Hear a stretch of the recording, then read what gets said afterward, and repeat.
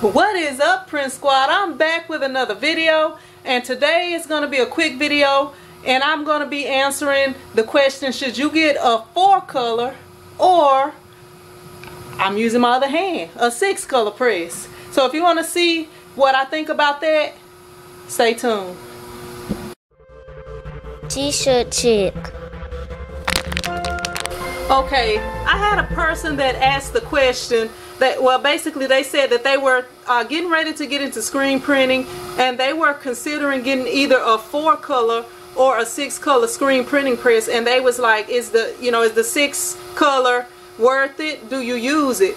Okay, the way that I'm going to answer this question is a couple of ways. Okay, say that you are printing using a, well, first off, I'm just gonna let y'all know I started off using a 1-color press because I wasn't sure how screen print was gonna be. You know, watching the videos, it seemed kind of hard to do, and I didn't know if I would be able to do it, so I didn't really want to put a lot of money into it. So I actually purchased a kit from Ryonet back during that time. They had a clamp-on press. You could clamp it onto any table, and it had 1 color, and it had the platen. I'll try to show you guys a picture of it, but it had the palette, and then you put the screen on there and it held the screen up, and then you have to like pop the screen out and you could print and put it back up and it will hold the screen up. But then the next press I got was a 4-color press from Ryonet. It was their silver press, and Ryan actually said they are supposed to be bringing back the silver press for, I think, their 20th year or 25th year anniversary. So just to let you guys know in case you're interested. But the reason to get a 4-color or a 6-color press, it's kind of up to you.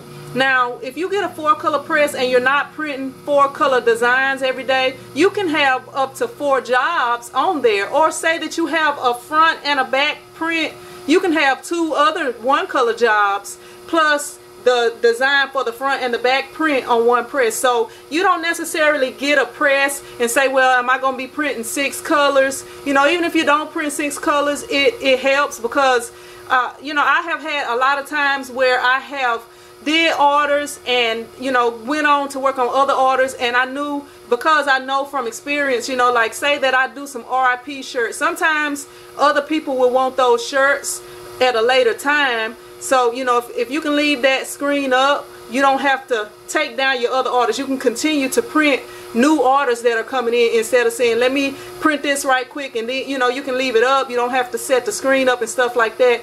But also another thing is, they have a way to print called process printing, where you could print like full color photographs. I haven't actually got into that yet. That's something that I do want to get into in the future though.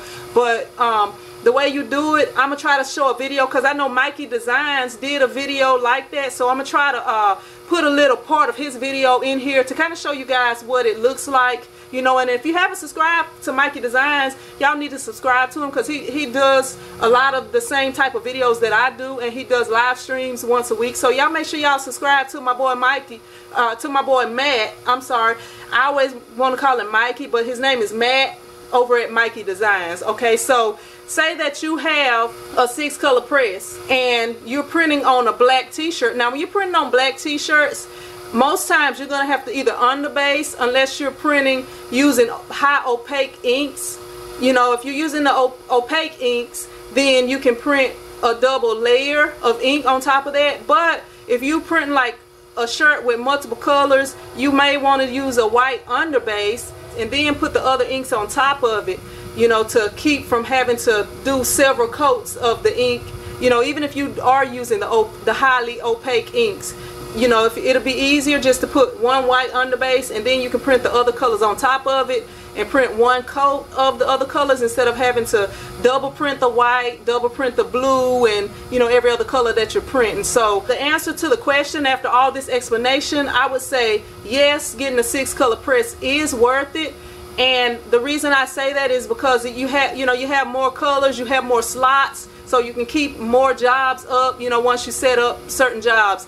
And one way that I use this a lot, like for football games, I print the football designs, and I can print them on any color shirt, and I can print more than 1 design at a time. I can print a 3-color front and a 3-color back design, you know, it just comes in handy to have it. So I would say yes, but at the same time, I don't think it's necessary that you have to have the 6-color press, because you know, when I first started, I started off with the 1-color press, and I made a lot of money off that 1-color press, because to be honest with you, most of my orders are 1 color. Sometimes I have the front and the back design for those 1-color orders, but the same thing, you know, you just have to take that first screen off and then put the second screen up if you have a 1-color press.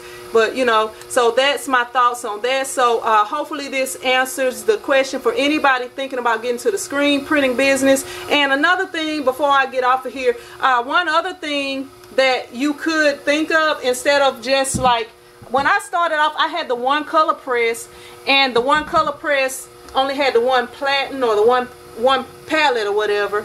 And also when I had the silver press, it only had 1 palette. Like, something that you can look into is getting more palettes. Like right here, you know, I can put 4 shirts on this press at once. So if I'm printing multicolor designs, like right here, as you guys see, my flash dryer is actually over that one, as I would be printing one, you know, I'll be printing 1 color right here while I'm flashing, and it flashes, and by the time it moves back around to me, I can go ahead and print it, you know, print the next color on there without having to flash dry it or anything, or try to cool it off or anything, you know, because by the time the 4 stations come back around. So you know, that may be something if you can only get a 1-color press. But you know, with me saying that, you know, I didn't always have this press. I started off with the press with the 1 palette. So hopefully this answered the question for any of you people who are wanting to get into screen printing. You don't have to have